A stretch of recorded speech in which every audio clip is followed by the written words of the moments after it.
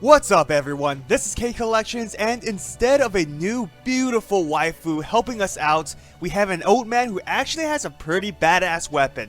This is a review on Shinjuku Archer. I'll break down his skills, see recommendations, team strategies, and whether or not he's worth summoning for. Let's get started. He has the same attack stats as Tesla, being the 4th highest out of the 5-star archers, but his HP is lower than Tesla, placing him around 5th place.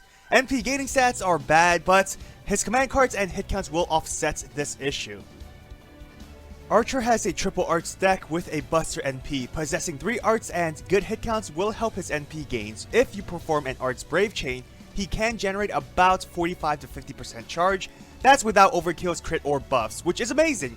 Obviously, he will rely on those if you want to spam his NP attacks. Also, his NP being Buster means you won't receive any NP refund even with 12 hits.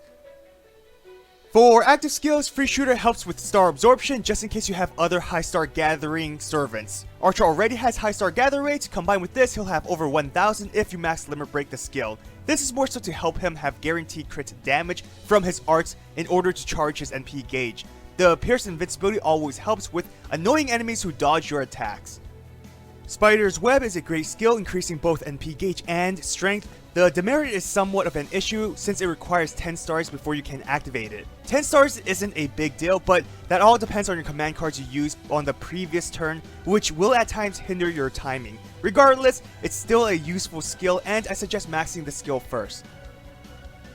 His last skill is a Charisma with an additional boost to evil servants. Here are the list of servants within this alignment. You have your Avengers, your Alters, your Hassan, some crazy folks. But seriously, why Serenity evil? I mean, yeah, sure, she's a Hassan and she kills people with her poison, but damn it, why?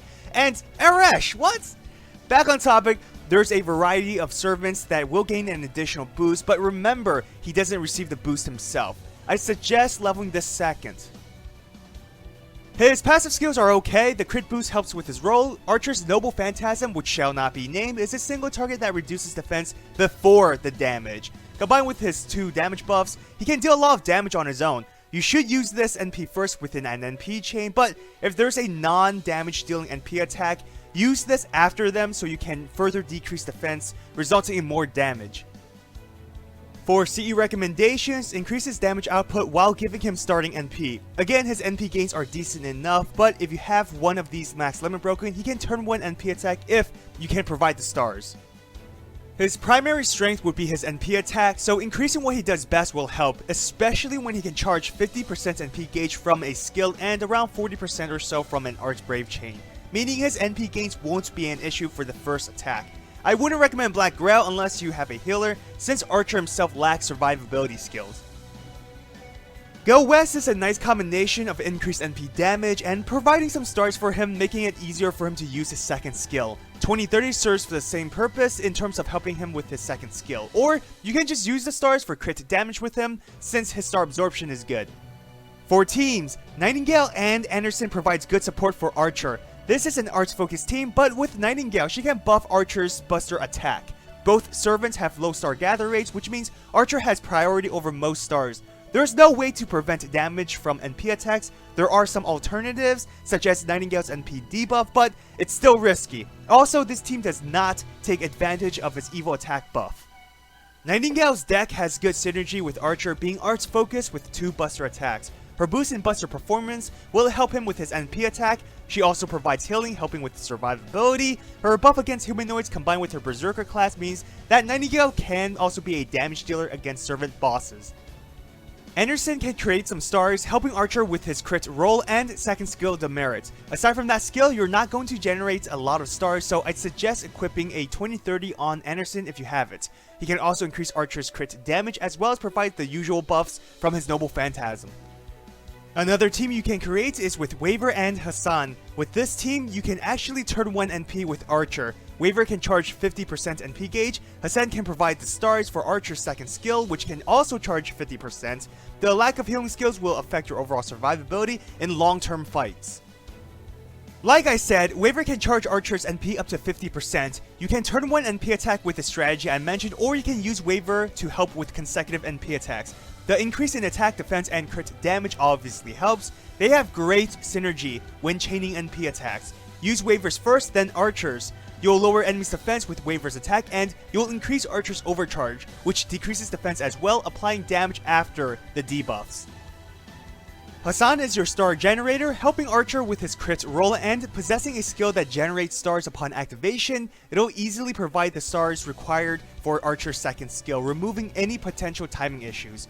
Archer and Hassan has a star absorbing skill, which means you won't have to fight over the stars, giving you some control. Of course, Hassan being evil means he'll receive an additional attack buff from Archer.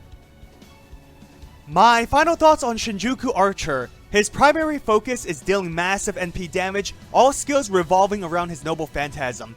Pierce invincibility, NP charge, increased NP damage, attack buff, and a overcharge that reduces defense.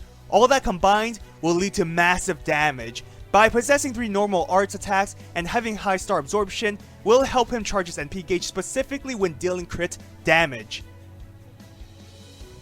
Now, he does have a lot of weaknesses. First, his NP being Buster means you won't receive any NP refund, which is a shame since it has high hits and would have helped a lot with his NP spamming if it were, let's say, arts.